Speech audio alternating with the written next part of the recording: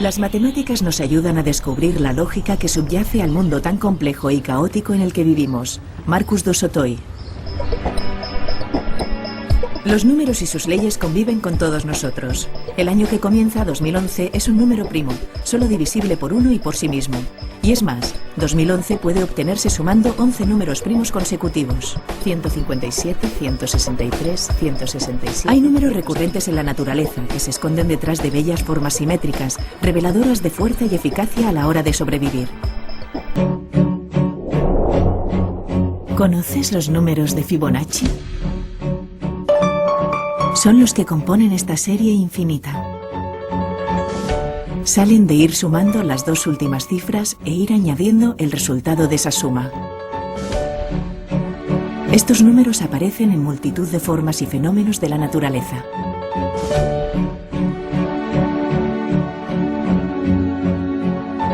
Los tallos de ciertas plantas, los pétalos de muchas flores, una estrella de mar, una galaxia en espiral.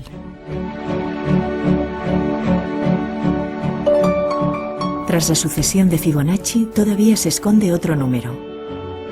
Un valor que de bien antiguo los humanos asociaron a las proporciones más perfectas y armoniosas, y que para muchos idealiza la belleza de cuanto nos rodea. Tan sorprendente que incluso se llegó a asociar con los dioses. Un número que empieza con 1,61803 y al que se puede añadir infinitos decimales más. Es el número de oro, el número áureo, la proporción divina. Una cifra con muchos nombres, pero que los matemáticos conocen como Phi. Phi es una proporción entre dos segmentos. Es el resultado de dividir dos distancias entre ellas. Muchas medidas de la naturaleza guardan una relación muy próxima a Phi. Por ejemplo, si dividimos nuestra altura por la altura a la que se encuentra nuestro ombligo, obtendremos un número cercano a 1,6. Además, de Phi también derivan otros patrones comunes en la naturaleza, como el ángulo áureo, que sale de representar la proporción áurea en un círculo. De este modo, Phi describe el orden de las hojas de una palmera, de las escamas de una piña, de las pipas en un girasol.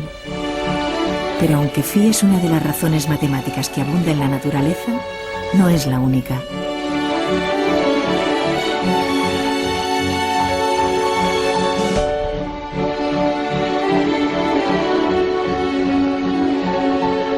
Nuestro mundo está cargado de geometría y de formas simétricas a todas las escalas, en todos los niveles de organización.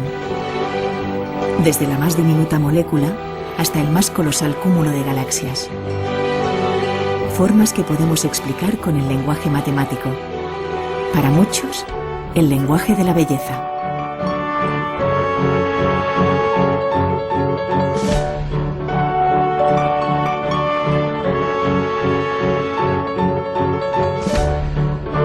¿Habría alguna posibilidad de explicárselo un poco a nuestros telespectadores? Claro.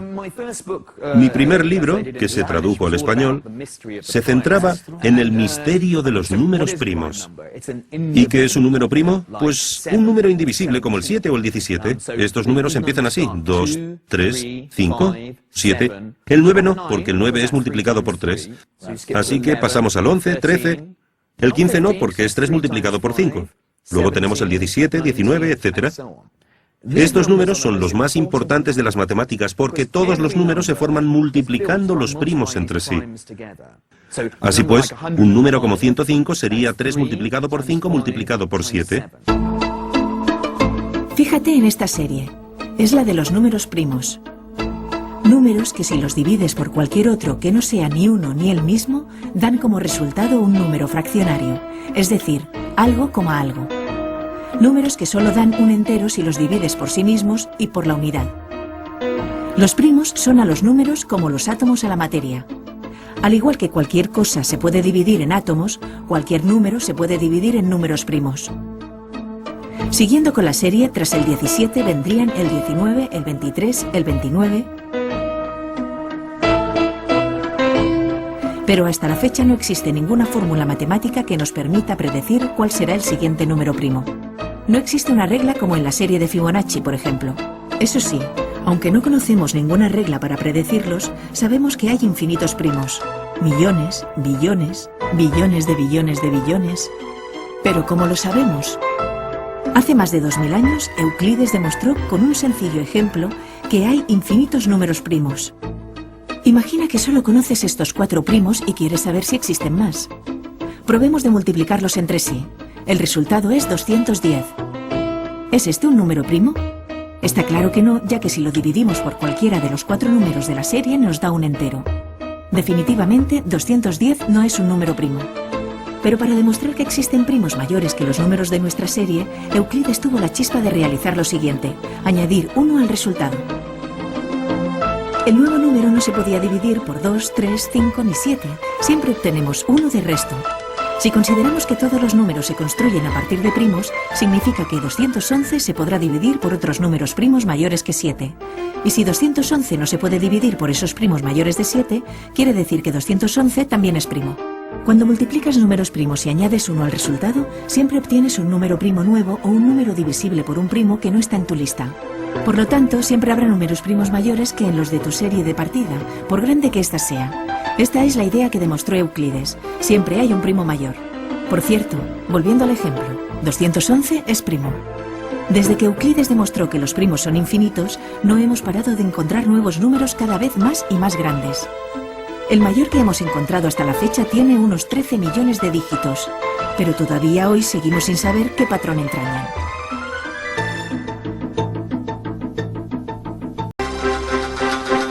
Comprar pasajes, comida, ropa o cualquier producto, descargar películas, transferir dinero, jugar al póker, pujar en subastas, sin tener que movernos de nuestra butaca. Hoy con Internet todo esto es posible. Parece que cada vez nos importa menos dar nuestro número de tarjeta de crédito para realizar operaciones a través de Internet. Afortunadamente, para proteger nuestros datos, tras la mayoría de estos movimientos se esconde un complejo mecanismo de cifrado y descifrado en el que participan los números primos.